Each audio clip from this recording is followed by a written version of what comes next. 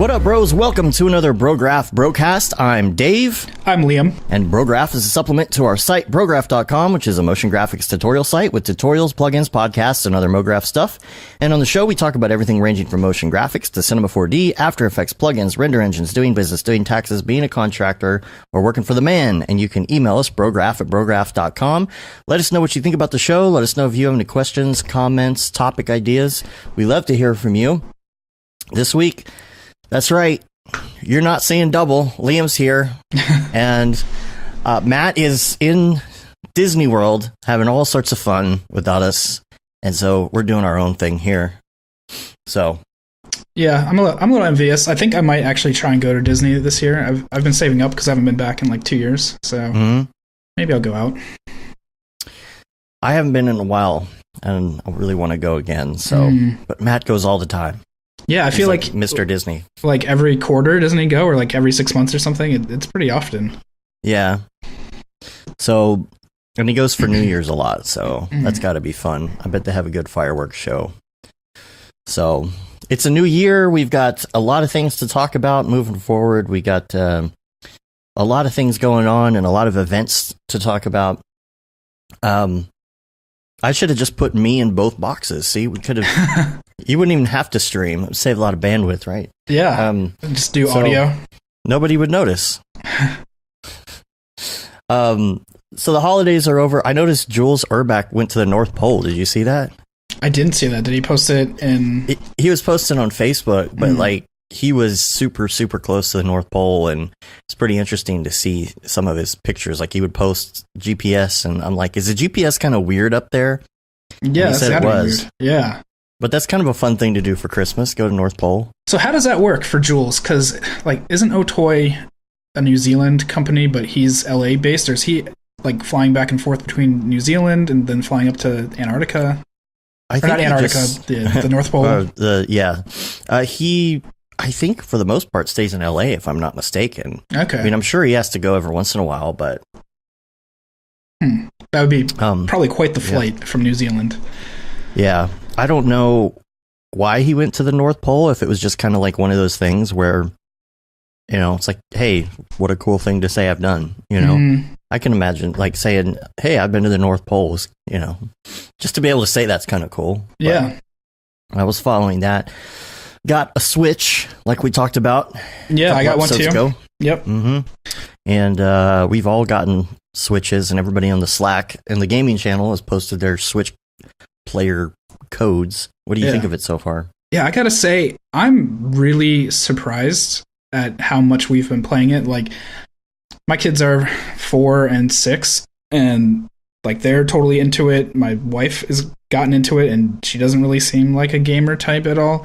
And we've probably been playing like 2 hours at a minimum every day since we got it, just switching games and everything. So it's pretty cool. I like that it's like instant multiplayer as soon as you buy it. Like, you break the two controllers apart, and all you really need to do is buy another set, and then you have 4 right there, and it makes it super easy. So I think that's part of the reason why we've been playing so much, is that like nobody ever feels left out. We can just all jump in. But how about you? What do you think of it? My big hands, dude. I have a hard time playing with the little controllers, but I'm doing okay. I like that they split off like that. You know, you can just give it to someone else. I love how versatile those controllers are. You can put them on. And, I mean, you can take them off. You can just hold them separate. You can put them on the little extra piece, so it feels like kind of like an Xbox controller. I bought the Extra Pro controller just because when I'm sitting in front of the TV playing, I would rather have that. Yeah. You know, I think the fact that they're kind of straight, it kind of hurts my big old hands a little bit. And so I kind of want the classic controller when I'm doing that. But man, the versatility, you know, you just plug it into the TV, or you pull it out, or you prop it up as a stand, you know, which the stand leaves a little something to be desired on the back. Yeah, it's a little flimsy. They needed 2, but, you know. Yeah, there's been a couple times where either I've stayed up later than people or gotten up earlier than people, and I'll just go grab the Switch and play with it right on my lap, and it's great because it's not too loud. It's not overwhelming with the TV and waking up other people or keeping them awake. Yeah. And so like that's awesome too. So props to Nintendo. I haven't owned a Nintendo probably since the original Switch. So it's real nice to see how it's evolved. They said that this is like the best-selling console of all time. Yeah, I read online. I read somewhere, like, because I was reading through some stock reports since the stock market was doing weird things and up and down, that Nintendo, like, just like outpacing everyone else. It's funny because it's not like super crazy graphics. It's not 4K. It's not, all of that. Oh, check out the specular on his helmet. No, it's nothing like that. It's just like, just for the game fun. That's really all it's about. Yeah, and like I know you guys have been playing Fortnite, and I've played it before too, but even Fortnite on the PC is like that, where it's not graphic heavy at all. Yeah. It's just like kind of tuned, fun, and you get to hang out with people and play a game. And it makes me wonder, like, are we all putting too much effort into everything? Maybe we need to just like focus on the design and the story and things like that, because Nintendo, it's just all about story and fun, and they're killing it. Well, I felt so old because I installed Fortnite on my PC and I messed around with it, and my daughter played it a couple times, and it was one of those things where like I just need to sit down and try it out, because I know it's like it's like the, what's the other one, Battleground, PUBG. Yeah, and I get they're kind of the same thing, where they call them a battle royale. It's kind of a generic thing now, because I think at first there were problems with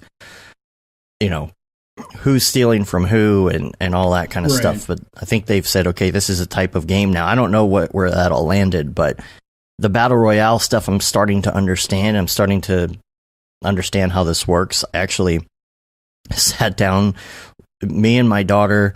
Well, you that day, we all kind of had our kids on, our wives on, or whatever, and we were all playing together. But then after we got off, David's stepson was giving us kind of a lesson on how to play Fortnite, because I didn't understand. He was laughing because I had gone on the day before and watched some YouTube videos about what you're supposed to do.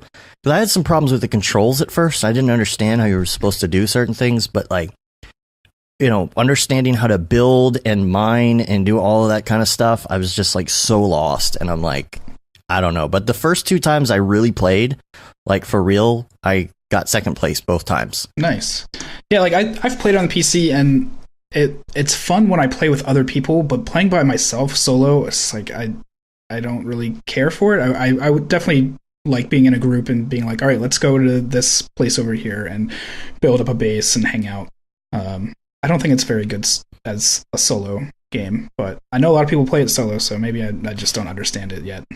My daughter likes playing solo because she doesn't like the competition part of Fortnite, and she just likes to play around and like figure out how to do things. I think that eventually, though, she's gonna get used to it and want to play more with teams. But yeah. What all did you get? Like, I know a couple of the games that you got, but what games do you have altogether? I got, what did I get? So I got not Super Mario. Well, okay, I did get the subscription so I could play all the games online, which I think we all did that. And you can do a family pack on that for like $34 a year. Yeah, that's what I got too. So that, if you get another Switch, you can put other family members on it. I got Mario Kart, obviously. I got Super Mario Odyssey, which I haven't really started playing yet, but Matt beat it in like 1 day or 2 days. I got, what's the fighting one? Smash Brothers. Yep. Yeah. I'm starting to get the hang of it. Arya gave me a tutorial on that the other day, and like what the different options are. I have trouble remembering all these moves in my head, like what does what. I'm getting used to that. I got, what else? Fortnite, and I don't know if I've bought any. Oh, I got that Papercraft. Is it called Papercraft? Oh, I don't know. That's a fun one, but it's a 2-player thing where you're doing these little puzzles together. But David actually did this comprehensive thing. Now he's going to be on the show. Okay, he was on the last show, which I haven't posted yet because that's supposed to be like a holiday thing. Not a holiday thing, but an after holiday thing. So that gets posted today. Then our show will be posted tomorrow, and then David's going to be on the show Monday. So you're going to have a lot of stuff to listen to, everybody. There's a lot of podcasts. But when David's on Monday, I'd like to give him, for him to talk about this because he's done a comprehensive review already, of course, of all of these different things he's tried. He's found a lot of things that are like cheap or free games as well. Yeah. You know, and he has like a giant list. He texted it to us. He's got like 15 games on this list here and his review. So I think we might do a little game corner on Monday. Nice. And talk about that a bit. So if it just seems like a lot of people in our community got a Switch for Christmas. And so if you're interested, we will be opening up the Slack here for a few days for the beginning of the year. And there's a lot of people in gaming right now talking about Switch, and so I've pinned. You have to go in somewhere to like pins to find the Switch player code thread. But a whole bunch of people have posted their codes in here. So yeah, I think I've got all the same games. I didn't buy Odyssey. Smash Brothers I like a lot. We've been playing that, and I've unlocked all the characters already. That's pretty fast to do once you figure out how to do it. I've been playing Dead Cells, which is a downloadable game. Like that has been my life. It's kind of like Castlevania meets like Diablo 3 a little bit, but it's all procedural. So like every time you die, it regenerates the level, and you start off with the equipment and stats that you have been gaining along the way. But if you play through a level again, it's like 99% different than any other time that you've gone through it before. So that makes it fun. And I guess Mario Kart. I can't stop playing Mario Kart. Yeah, my wife is obsessed with it. She's like, I have to get first place. And I was like, you've gotten first place. Like, it's okay. She's like, I have to get first place on all of them. Like, okay. I'm the same way. And I get so frustrated because I get pretty decent, and then I'm in first place like 99% of the race, and then at the end you start getting hit by everybody. Yeah, like every blue shell and like a red shell right after that, and then a bullet comes by. Yeah, it's terrible. Yeah, and then you're like, oh, I got 8th place after being in first place the whole time. Yeah. Jerks. Yeah, some of those are really annoying. The ink is really annoying, and the thing where it hits you when you turn little is so annoying. The ink, man, it takes up so much of the screen. Like and it lasts forever. Like, it'd be one thing if it was just like there and quick and went away, but the amount of real estate that it requires and just like waiting for it to go away, like, I know it's like the worst thing. It's a little too long. Yeah, I wish they would just change it a little bit. Yeah, but all right, so maybe we can talk graphics a little. No, actually, I got more Christmas stuff to talk about because we got stuff for Christmas. I got a Bluetooth cup. Yeah. Like this. It's a Bluetooth warming cup. It's called Ember. And it's really cool because even when it's not on the charger, it still warms. Like, it's warming right now. And it's Bluetooth, and you can set the temperature you want of your drink. And there's something just oddly weird about, like, every time you pick up your drink, it's the exact temperature you want it to be. That's really cool. Now, does it cool down too, or is it only to heat up? Okay. It only heats. But the charger, like, it doesn't have to stay on the charger to heat. That's what's cool. Yeah. Now, if you the other day, I put something in it cold just to see how long it would take to warm up, and it was like, it was warm, but it took the whole battery. So my phone started buzzing and saying, hey, your battery on your cup is low.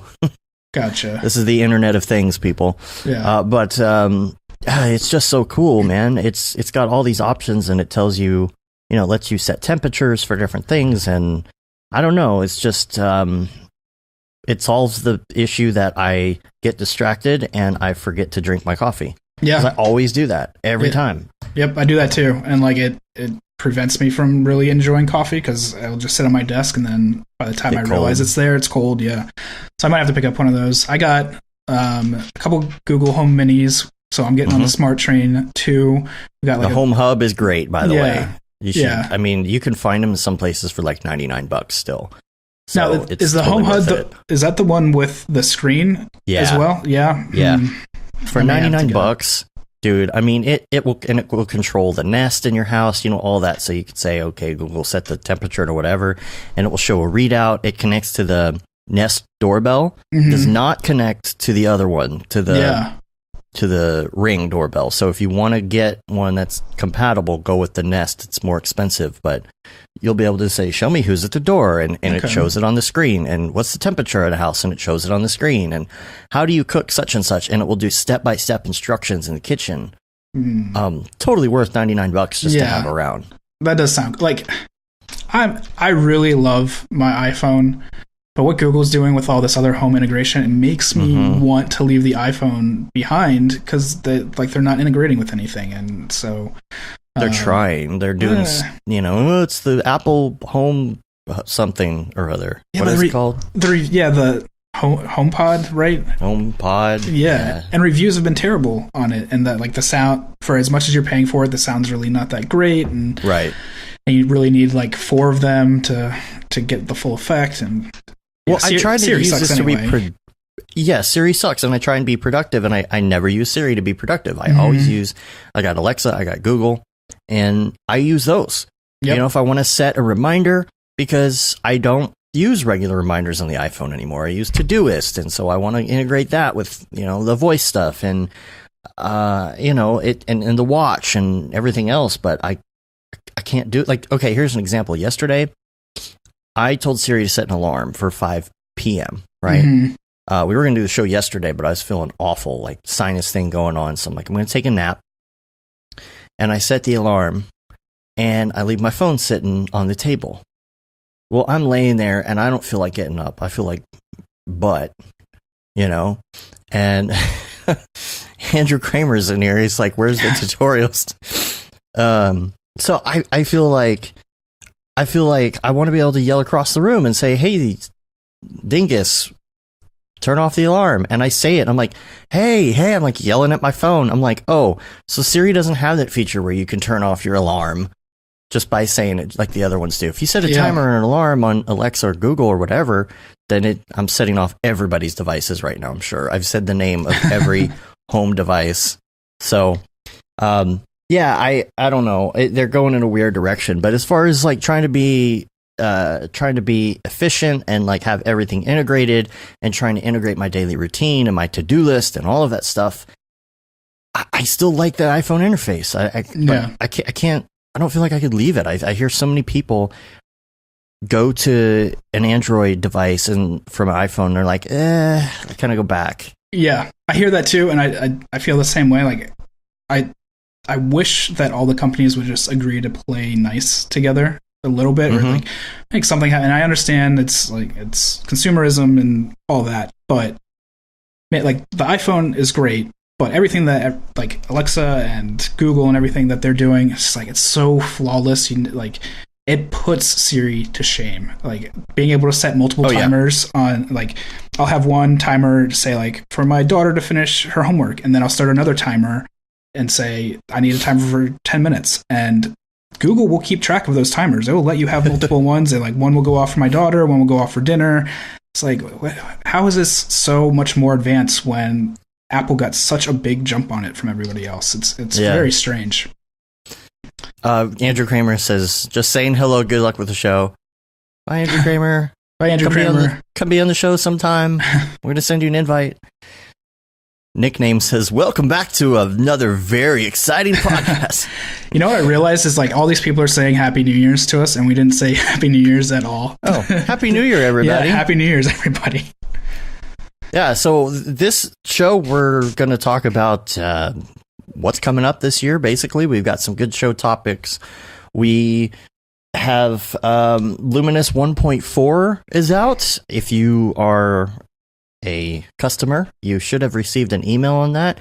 I have some things that I need to do with my my shopping cart type stuff online, because it is not easy to roll out an update, which is really stupid of Squarespace. But so Luminous 1.4 is out. It's got R20 compatibility. We've been getting a lot of emails about that, and about Octane 4. It was compatible, but there was that little coffee error because we had some sort of straight coffee script that wasn't even being used in it. That kind of sucked. But we've got R20 and Octane 4 compatibility. I don't know what's going to happen when Octane 2018 comes out, because the release candidate of it is already out.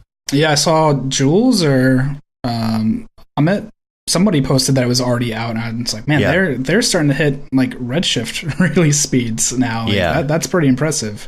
But this is an all new version, and there's so much new stuff in it. And so, as far as like where our plugin is going to go with that, I don't know. I have some ideas. Obviously, there's going to be a spotlight in the next version. So I'm like, okay, well, what's the new flavor? What's the 2.0 of Luminous going to be? So I'm waiting for the Cinema 4D version to come out because I'm actually surprised it isn't out yet. Do you know there is a plugin for Octane 2018 for Lightroom already?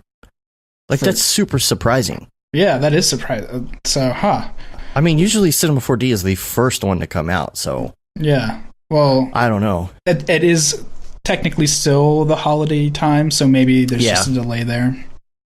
Yeah, I mean, I don't know what's going on, but I think... I mean, I'm ready to dig into it. I haven't really downloaded the standalone because I really don't know how to use the standalone that well, so it's kind of it's kind of useless for me to even try that. So when it comes out, though, I'm immediately going to start working on how is Luminous going to work with this, because you won't need a spotlight anymore. So we've got some other things in store. We got some other plans for what the second full version of the plugin will be. It'll probably be for the ground up. But 1.4 is done. The R20 compatibility, Octane 4 compatibility. I added a separate visibility control for editor and renderer, because one of the super annoying things about it, which I even noticed, is you can't turn off the lights the way that I had it set up. You couldn't turn them off in the viewport. So if you had like 100 spotlights in your scene, it was super annoying. So that's fixed. Let's see. I added the keep instance power option because that's something new in some of the latest versions of Octane. A visible on diffuse or specular button, a cast shadows or transparent emissions button, source reflection visibility, because you can turn on a source light if you want to see the source of the spotlight. So now you can say whether or not you want that in the reflection. The source general visibility I changed to a percentage value, so the keyframing would be a little smoother on that. Cool. I fixed there is a viewport centering issue. So if you're like me, I don't know. Does everybody use the S key in cinema? Because like I obsessively use the S key like constantly. No, I don't even know what it does. This is going to be a new thing for me. S key is like the button I use the most in Cinema 4D, because when you hit S, it centers your object that you're on. Now, I set up my Cinema 4D a little bit different because I like to rotate around the object, not around the cursor. Yeah, I do that too. They switched that at some point, and that annoyed the crap out of me, so I always put it back. So I'm constantly hitting S. So if I click on an object anywhere in the scene and I want to work, it's like, bam, S, as soon as I click on it. And then it's centered up, and I do my thing, and then I click on another object and hit S. But when you hit S, it centers it based on what's under the null. If you center the null based on what's under the null. So if you have hidden things, or if you've got points that are strayed, then all of a sudden, like, it shows all of that, like, really wide. Gotcha. And so I put this little, basically like a dummy null in there, so that when you click on it, it centers correctly now. So you have correct centering. You've got, light pass ID now. We had some people ask for that, so that was an easy build-in. So I put a light pass ID option, so you can put all your spotlights on one pass, and also visible. The visible source pass also has an ID, because by default that's set to 0. So if you want to do something with that, you can do that too. Cool. What's the easiest and quickest way of centering an entire scene? Okay, I know that there is a button. There's a specific keystroke for that. It's H, isn't it? I want to say it's H. Yeah, I think it's just H for home. Yeah. And usually what I do is I just have a bunch of stuff selected and hit S. Because like if you have 4 things selected and you hit S, it centers those 4 things. If you have the entire... So sometimes I just do Control AS, just because with my muscle memory, it's easier for me than looking over and trying to find the H key. I know it's dumb, but if you're not using S, like, that's the jam right there. Like, when I learned 1, 2, 3, ERT, and S, an option, like, then I could navigate around Cinema 4D perfectly. So do you use 1, 2, 3 to navigate, or the Alt key? Well, technically I use 1, 2, 3, but the thing is that I use Alt. I'm sorry, it wasn't Control. Alt. I use Alt to rotate. I zoom though with the scroller on my mouse. Yeah. Okay. So really, I guess it's just 3 that I'm using. Is that right? I don't know. I haven't used them in a long time. It's like it's in my muscle memory. Like I don't even remember what it is. Yeah. You know what I mean? So, man, if you're using those things like that religiously, you can navigate so well. And for me, once I got to that point when I was just blasting my way around the navigation with all of that, like that's when I really got decent at Cinema 4D because I could work fast. Yeah. You know, so anytime I open up something like Maya or these other 3D programs and everything's slightly different, the biggest hurdle for me is just trying to get around in it. It's like, oh, you want to scroll left and right. Okay, you got to hold down the middle key on your mouse and move around, you know, to pan, or it's just, I don't know. I wish everything was like that. Yeah. I wish every program was like that. I used to use 1, 2, 3, and then I switched to Alt when I started learning Houdini. And now I can navigate pretty much anything because most 3D programs use it, except for Blender. Hopefully they're fixing that in 2.8 because that's really screwed up. But and I also use a pen, so it makes it really nice that I have like 2 buttons right here. So I'll hit Alt and I can like click a button on my pen and just kind of like loosely move my wrist around and get around a scene. But I do the same thing you do. I do it by object. I've never found doing it where the cursor is to be beneficial. Like, I don't know why that got set as default, but I'm with you. Like, it used to be default to be an object, right? And then at one point they switched it. Yeah. Because you click and you start rotating around an arbitrary point where your mouse is. It's like, that doesn't help me at all. Right. I guess the only number I really use is 2 for panning left, right, up, down.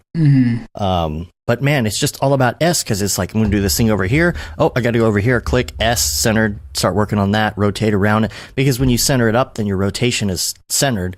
Because there's another option too. I forget what it was. I think there's some sort of camera option that I turn off completely.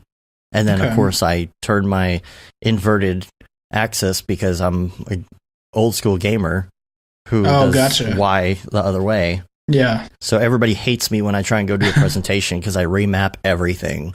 So, my bad. That's all right. So we've got that. We got some other things coming up this year. We've got MDC. I guess you're not going to MDC, right? I had planned. Yeah, I had planned, and then I started working full time, so I decided not to go. But I'll be going to pretty much every other event this year. NAB, SIGGRAPH, all that. Yeah. I'm thinking about SIGGRAPH. It's coming to DC, and I'm only like an hour away from DC, so next year I might just do SIGGRAPH and hold off. But LA is not too bad of a flight, so half res. What else? I would like to do NodeFest at some point. Oh Blend. NodeFest. Yeah. That'd be awesome. Blend. I went to Blend. What was it? 18 months ago or 2 years ago when they had their last one, and that was really great. We were having a discussion about it the other day, and the one thing I want to say about events that I've been getting out of more is like everything that surrounds the events. Like, it's almost worth just like flying into Vegas for NAB, and you don't even have to really go to the floor. You can just like hang out at all the after parties afterwards and everything. Like, I've gotten so much more out of events like that lately. So